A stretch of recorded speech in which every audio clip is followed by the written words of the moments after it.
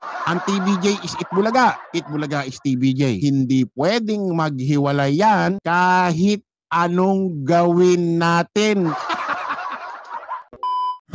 So yun po mga kababayan, mga ka-legit lover gods. Isang maganda po pagpalang gabi sa ating lahat. Ginabi na ho kami kasi actually ngayon pala kami mag-i-start mag-vlog. Oras 5:30 pa lang, sobrang dilim na ho dito sa Metro Manila.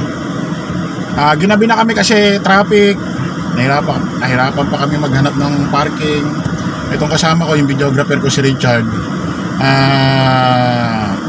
hapon na siya, maggagabi na siya nag-oras para dito. Nakiusap lang ako kasi busy. So ngayon mga kababayan, mga ka-legit lover gods, ang pinaka natin dito, subject natin dito, kaya tayo lumabas dito sa labas, tayo mag-vlog dito sa labas. Sinabi ko nga kanina sa live ko, kasi sabi ho ng kabilang kampo at iba't ibang social media platform na mga FB page ng mga buraot sa mundo ng Facebook, sabi nila kapag daw binabanggit na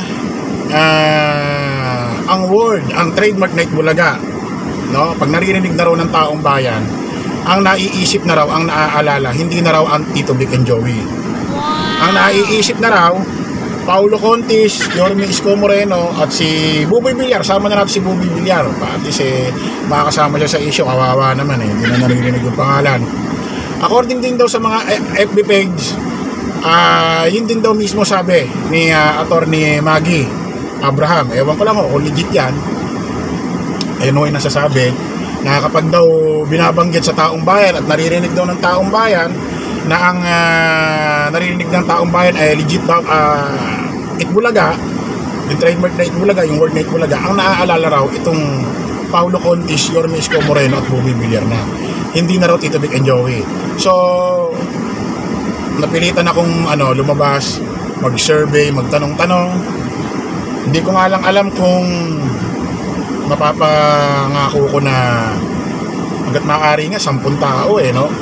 10 tao o 5 tao, pero yung kaya lang namin kasi wala rin kasing oras tong kasama ko, no? At ako kailangan ko rin umuwi na dahil may mga gagawin ako.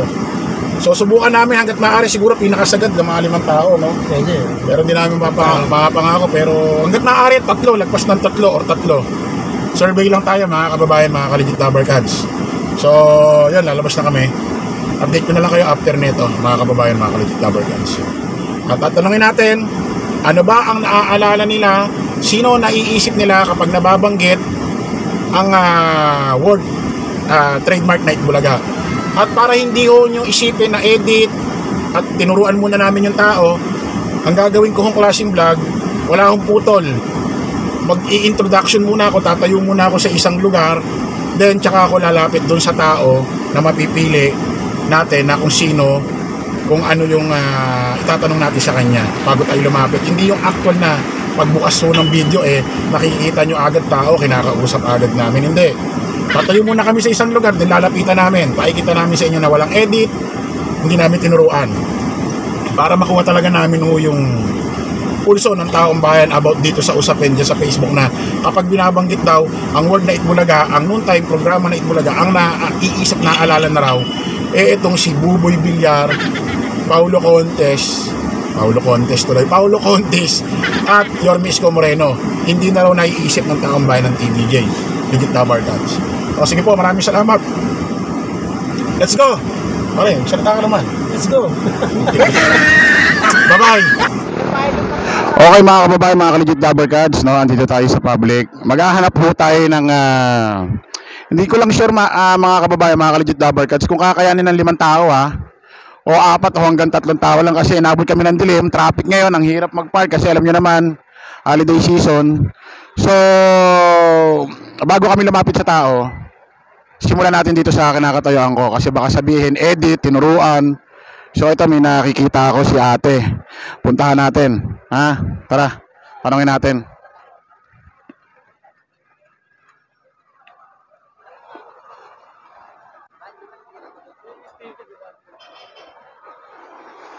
Good evening po. Pwede namin mahingi yung 5 minuto mo?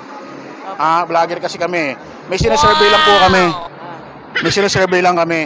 May mga itatanong kami, tapos sagutin nyo lang. Tapos bibigyan namin kayo ng 200,000 piso. Hindi, 200 pesos. May tatanong kami sa'yo. Ha? Kapag naririnig nyo yung programang noontime show na Itbulaga, sino naiisip nyo? Sino naalala nyo? Tito Vic and Joey. Walang ka-edit-edit, walang ka-daya-daya. Sino, ate, pag naririnig nyo binabanggit yung Itbulaga, sino ang mga host? Si Pia Guanyo, si Ruby Rodriguez, si Aiza Sigera, nandun. At saka marami pa eh. Si... Oo. Basta naalala nyo, especially Tito Vic and Joey. Oo, Tito Vic and Joey. Pero manong, ate, may tatanong ako ha. Isang pangalan. Kung ano maiisip nyo. Buboy Villar. Oo, kilala ko yan. Si Buboy Villar, oo, kilala ko yan. Sino? Din siya, di ba? Saan? Sa... Dabas ba yun? Labas. Hindi, okay yun, okay yun. Okay yun, saan? Sa, alam ko, ano ba yun? Dabas yan. Oo. Ito sabi ni ate, si Buboy Villar daw. Nag-host sa... tama nga yun. Sabi mo sa Dabas. Sa Dabas. Eh, naisip ni ate. Si Buboy Villar sa Dabas. Dahil dyan ate, bibigyan kita ng 200 piso. Ayan ha. Nakaupo ka lang. Buti mo te. Ay, thank you. Basta naalala mo, pag Itbulaga, Tito Vic and Joey. Opo. Pero si Buboy Villar sa Dabas. Sa Dabas? Si Buboy Villar sa Dabas daw. Te, wala nang bawian kasi kung ano yung una mong naisip, di ba? Okay, maraming salamat sa ate. Ate, thank you po ha.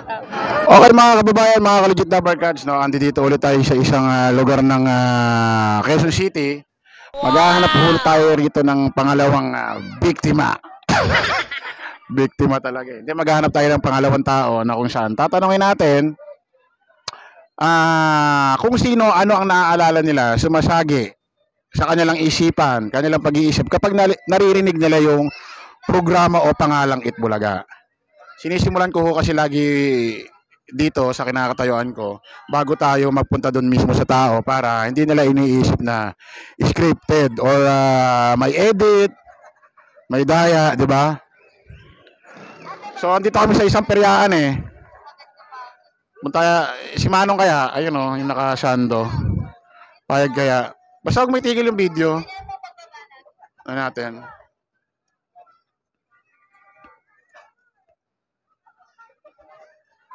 Manong, kuya, good evening po. Vlogger ho kami. Pwede ho magtanong? Pwede namin mahingi yung kahit mga 2 minutes yung oras. Okay lang po. Kahit mga 1 minute, sinanay na lang. Hindi, may tatanong lang po. May survey lang ho kami. Te, pwede namin mahingi mga 1 to 2 minutes nyo. Kapalit ho ng 200 piso kahit pang-candy na lang ni Kuya, ni Bunso. May tatanong ho kaming pangalan ng programa. Ngayon, nagsisurvey ho kami kapag binanggit yung pangalan nun, kung ano maaalala, kung sino maiisip nyo. Okay? Pag binanggit po yung programang Itbulaga, sino naiisip nyo? Siyempre, Tito Vic and Joey. TBJ. Vic and Joey, pangalawa na to. Kanina si ate, Tito Vic and Joey. Tito Vic and Joey po, no? Original yon. Original. Wala ro fake. Oo. Okay, ito. Ano, kuya? Sa'yo na lang to. Pambiling ano mo. Pambiling pagkain. Ay, thank you po, ha. Thank you po. Baka may mensahe ko kay sa Itbulaga. Ay ka. Tito Vic and Joey. At The best. TBJ pa rin kami. TBJ pa rin kami. Isa lang ibig. Dabarkads. Isa lang ibig sabihin, pagka binabanggit ho yung Itbulaga na word, trademark, ang naaalala pa rin, walang iba kundi TBJ. Walang iba, no? Yahoo! Kanya naman, ha? Okay, maraming salamat. Wala nang tatanong po. Wala na po. Thank you po, ha? Advance Merry Christmas, ho. Okay, mga kababayan. Isa na lang siguro, last na lang to kasi gabi na at uwi yung videographer ko. Pangatlong pipiliin natin ang tao na tatanungin natin na kapag binabanggit ang word o programang Itbulaga, sino ang kanilang maaalala? Sinong tao, no, ang kanilang maiisip sa kanilang pag-iisip Okay, sino kaya? Ito kaya si Manong driver. Ito, tama-tama, nagpagas. Punta natin. Kuya, pwede mo namin hiramin yung mga 1-2 minuto mo? Kapalit 200 pesos. Ang gagawin? May tatanong lang. Sige. Okay. Huwag lang mata. Oo, syempre. Napakabilis lang ito. Kapag nanonood, ito kuya. Saan yan? Saan yan? Vlog lang to, survey lang. Kapag ka narinig mo yung programa Noon Time Show na Itbulaga, sino ang mga naiisip mo? Di sabihin Joey, siyempre. Vic and Joey. Ito Vic and legit, di ba? Oo. Ito, may tatanong ako. Pangalang artista. Sabihin mo na lang kung kilala mo o hindi. Paolo Contis. Kilala, sir. Kilala. Saan lumalabas?